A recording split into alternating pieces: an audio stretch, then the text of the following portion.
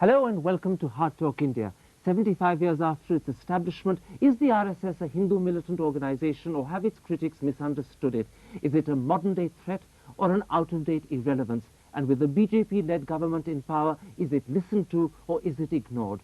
Today, in his first major television interview after becoming the RSS Sarsanghchalak, K.S. Sudarshan has agreed to answer these questions as well as many others. Mr. Sudarshan, your critics say that the RSS is a Hindu militant fascist organization with an orientation that is anti-Muslim, anti-Christian. How do you describe the RSS yourself? First of all, it is not militant. Just having certain drill does not make you a militant organization. Secondly, it can never be fascist, because for fascism, power is a must. Ours is an voluntary organization. How can an organization be a fascist? Thirdly, we are not anti-anybody, neither anti-Muslim nor anti-Christian. Let me then therefore try and understand what it stands for. The RSS prayer commits its members to the fulfillment of a Hindu Rashtra. What is a Hindu Rashtra and how central to your ideology is this? First and foremost thing is that a Rashtra is not a political entity. It's cultural? It's not. It's a cultural entity. It's a geocultural entity. And that way, they do not, they just evolve over a long period. So you see India as a culturally Hindu entity? True so. And is this central to your belief? Yes, it is central to our belief. We say that it is a Hindu nation, and it's not a new nation. It is the ancient most nation in the world. You have said of India, and I'll quote, till such time that there is even one Hindu left, it will remain a Hindu Rashtra. Are you saying that in fact, in your eyes, India by definition is Hindu? India is by definition Hindu. The culture of this country is Hindu, because Hindus form the backbone of this nation. So then where in this concept of a Hindu Rashtra do Indian Christians and Indian Muslims fit in? They are also part and parcel of this national life. They are not from outside. But they are not Hindus. Maybe, because Hindu does not mean a particular religion. Hindu means a particular culture. You define Hindu not by religion but by culture. Yes, true so. And that culture is based on the concept of unity and diversity. Are you also saying that all Indian Christians and Muslims at some point in time before they converted were in fact Hindus, and therefore the core identity of this entire country's population is Hindu? True so. Their forefathers were Hindu. Now, and with the blood flowing in their veins is also, and the blood of our forefathers is Hindu, simply because they have changed the mode of worship. That did not alienate them from their cultural molding. Genetically, they are Hindu. That's what you're saying. Definitely. Now, and moreover, Hindu, even the Muslims in this country, when they go outside, they are termed as Hindus. Those who go to Saudi Arabia, they are all called Hindus. They are Hindus. And therefore you're saying that is proof that their core identity is Hindu. Core identity is Hindu, and the people belong to the Hindu is the name of the national of these people. Now one of your... to whichever religion they may be subscribing to. One of your predecessors, Mr. Golwalkar, in his book, We, Our Nation Defined, said that Indian Christians and Indian Muslims cannot but be foreigners until they discard their religion and culture. Do you subscribe to those views today? No, first and the foremost thing is, they do not have a separate culture. First and the foremost thing, the culture is always of the majority. And the people following to different religions, they also should subscribe to the same culture, because that is what democracy means. So there's no such thing as a Muslim or a Christian culture. Indian Christians and Indian Muslims are Hindu in cultural terms. True so. Only thing is they should accept that. And I shall give you an example That's the catch. Forgive me. I shall give an example of Pandit Jawaharlal Nehru. Pandit Jawaharlal Nehru delivered a convocation address in Aligarh University in 1948. In that he said, I am a Hindu, you are a Muslim. We may have different religions, and we have no religion also. But do you feel the same thrill about our cultural inheritance which I feel?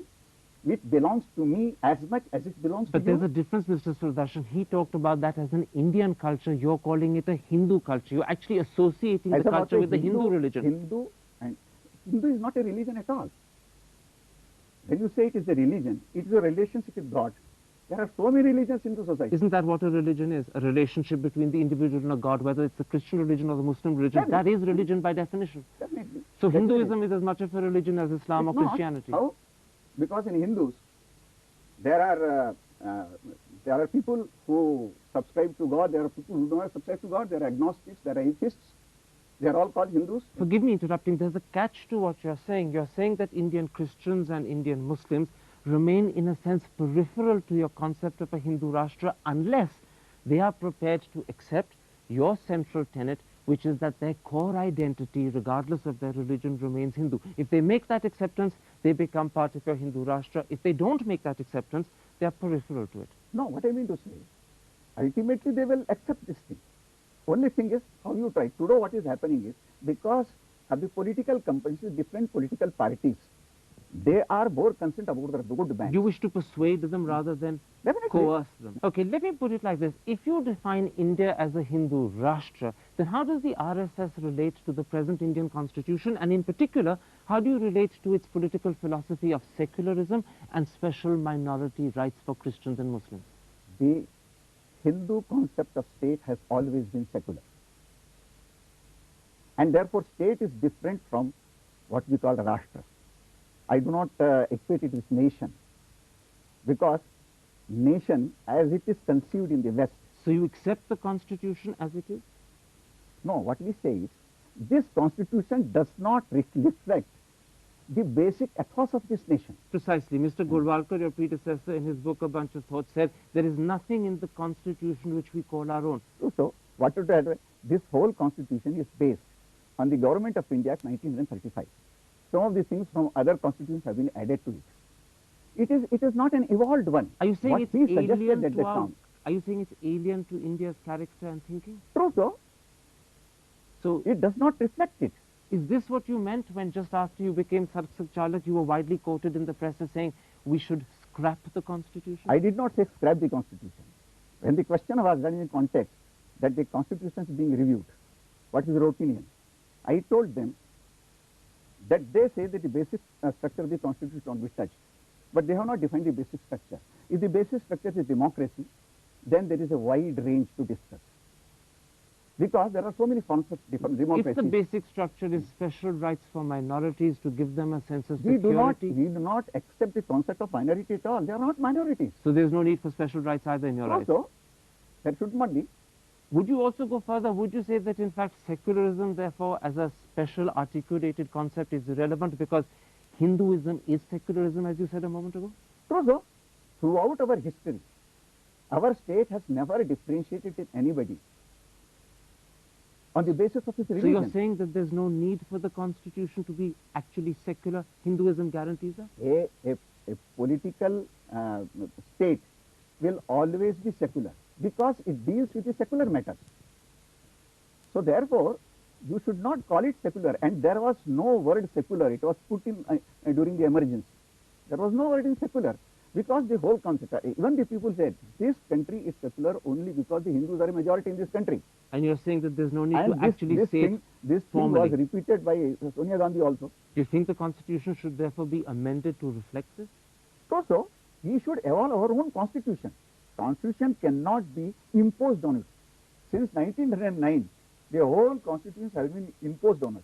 So you We have want, not evolved it. It must evolve. so you want a thorough review of the constitution to reflect India's actual Hindu So, character. not only myself, even Dr. Ambedkar said the same thing in his concluding speech over the constitution.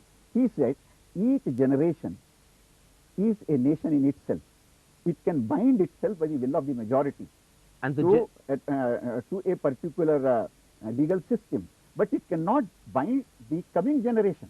and you are not feeling bound today by a constitution that was created 50 years So, ago. what I mean to say, it needs an utter review. It must be reviewed completely, whether whatever we started with is fulfilled or not.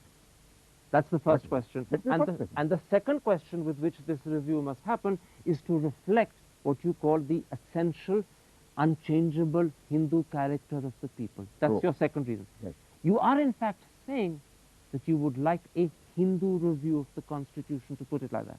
When you say Hindu review, again you are misunderstanding Hindu for a particular religion. No, I'm saying Hindu in the terms in which you mean it now.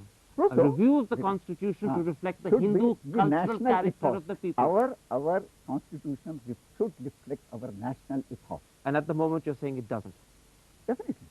And so when Indian Christians and Indian Muslims and other minorities turn around and say, don't touch the Constitution, we're very happy with it, what do you say to them?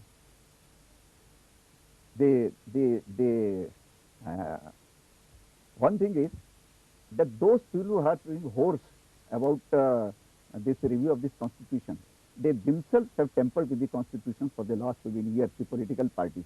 And even the Communist Party has passed a resolution saying, scrap this Constitution. Today, they are defending it, that it should not be So you're changed. saying they have no right to object?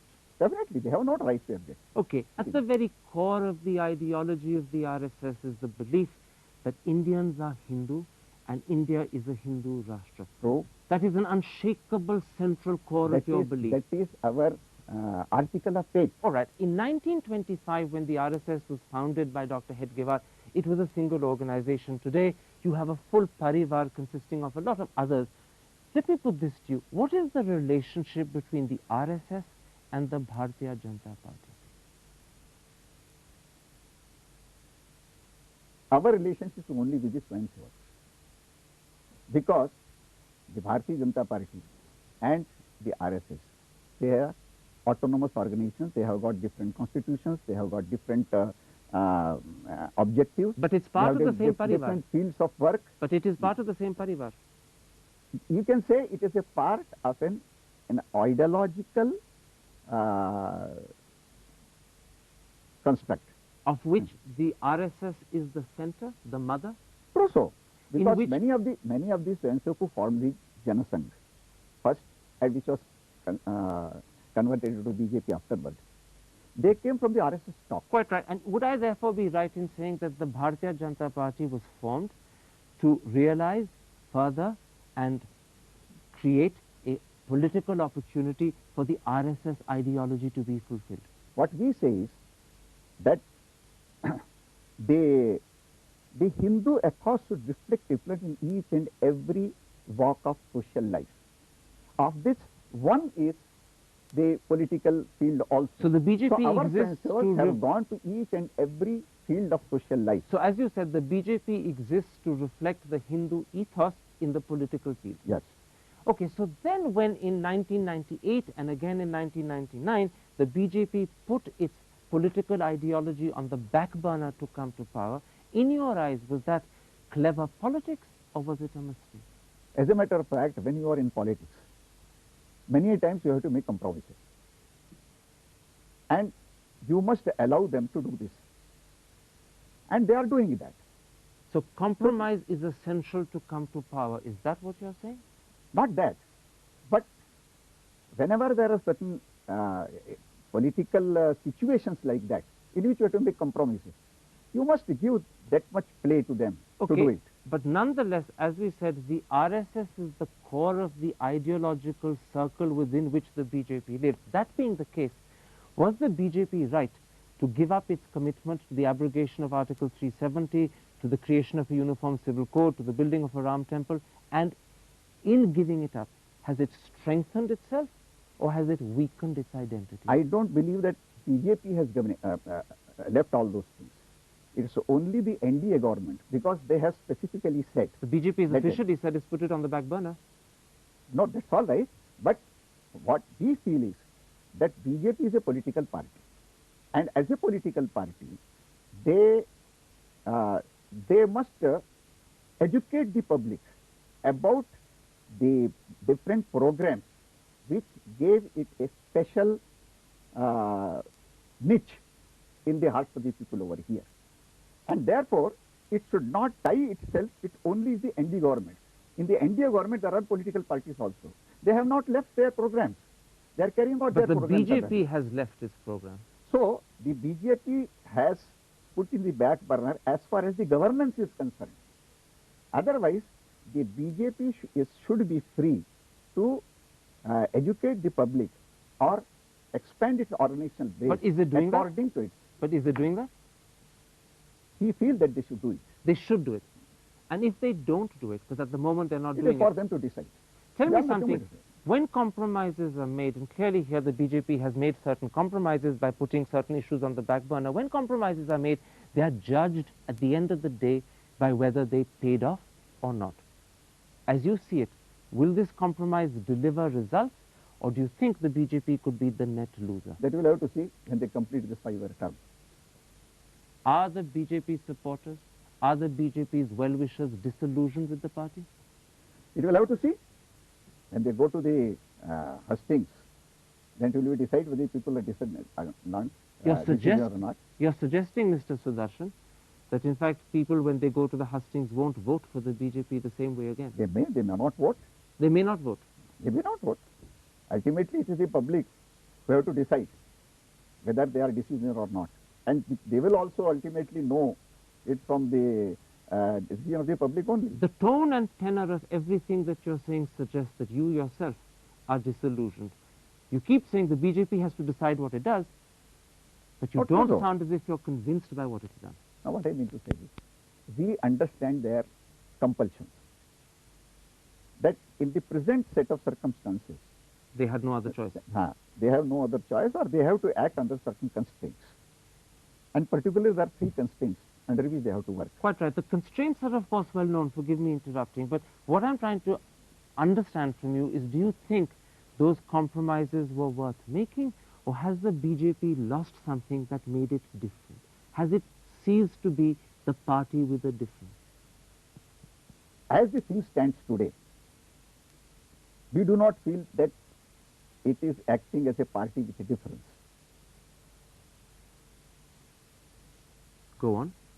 And therefore, it is for the BJP to decide and know the pulse of the nation, know the pulse of the people.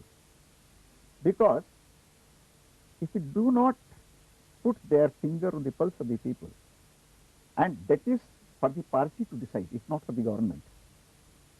Ultimately, parties go to the general people, and the party is to know what the people are thinking about it. It is for them to decide. You're also suggesting that the party has lost its ability to feel the pulse of the people.